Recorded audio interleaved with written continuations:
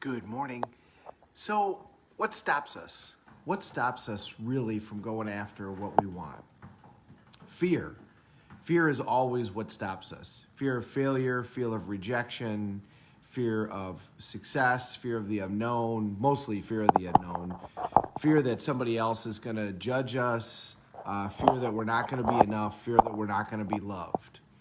And, remember what fear is. It's an acronym, right? False evidence appearing real. And the reality is there's two things that drive us through life, always. Pain and pleasure. We're trying to avoid pain and gain pleasure. Everything that we do to either avoid pain or to gain pleasure or both. And the reality is unfortunately, we will do more to avoid pain than we will to gain pleasure. So think about it this way. Let's say that, let's talk about $100,000. What would you work harder to do? Would you work harder to make $100,000? Or would you work harder to keep it if somebody was trying to take it away? And the reality is, for most of us, we would work harder to keep it if somebody was trying to take it away. And that's the pain versus pleasure idea. We'll do more to avoid pain.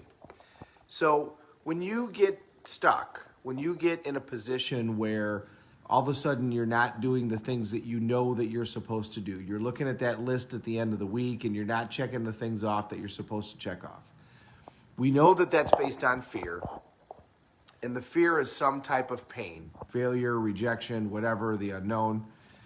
So then the way to flip that is to make it so that not doing whatever it is that you want to do is more painful than whatever the pain is that you're associating to doing it. And then all of a sudden you'll have leverage and it'll flip and you'll now do that activity. So how can you do that? Well, there's easy, fun ways that you can do that. So my coach has the Alpo challenge. When he has something that people have been trying to do, and by the way, remember, language matters, trying to do. When people have something that they've been trying to do and they haven't gotten it done, then if they're willing, he doesn't make anybody do this, but if they're willing, they can take the Alpo challenge. And the Alpo challenge is, coffee's done. You give yourself a timeline to get it done and to have it, you have to set the parameters as to what it means for it to be done. And if it's not done, you have to video yourself eating a can of Alpo, or it can be anything. It can be whatever you want. But now that's fun, that's playful, that's silly, it's almost juvenile, but that's the type of thing that'll work. If you really believe that you're going to have to do that in the event that you don't follow through and do this activity, that's going to be a heck of a motivator because you're going to start thinking about it, and what you should do is buy the can of Alpo and put it on your desk. Because what you're going to do is be like, I really don't want to do that. So I've done this. I've done the Alpo challenge with my coach on a couple of things, and it's been very effective because I know with him, if I don't get it done, he's going to make me eat the can of Alpo. I bought lamb Alpo, by the way. I figured I'd get the worst one that I could possibly get. I mean, I just, ugh. So you can do something playful like that, but the pain has got to be something that's real to you. So one of the ways that you can lose weight is you can commit to somebody that you're going to be accountable and give yourself a reward, but don't have the reward be food, okay?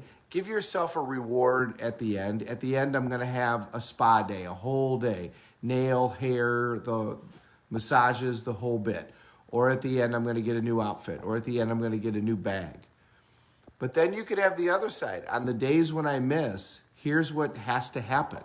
And it can be something fun and playful. I'm going to let my dog in because it's like 28 degrees below zero out there. It can be something fun and playful, but have it be something that really impacts you.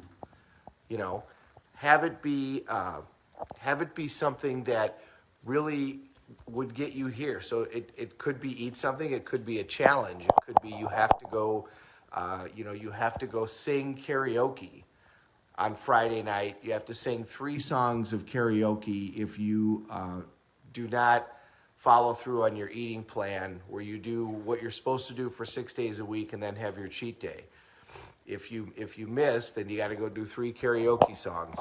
If that terrifies you to go do karaoke songs, whatever it is, understand whatever's on that list that you're not doing, you're doing it because in some level you fear it, and in some level it means pain to you. Associate more pain to not doing it,